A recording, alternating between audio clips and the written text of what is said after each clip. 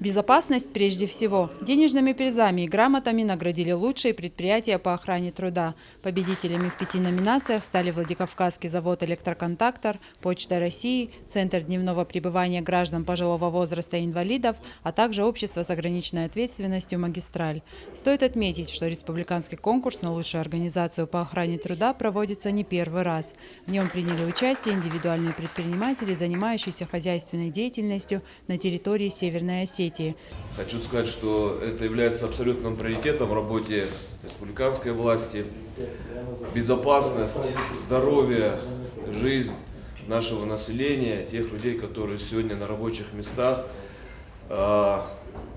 осваивают и создают возможным производить что-то.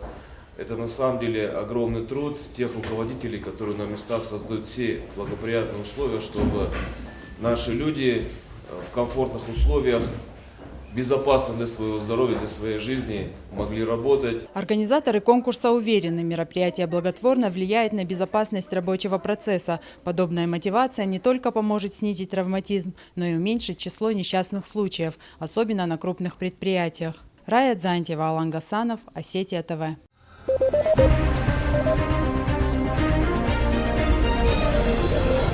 Thank you.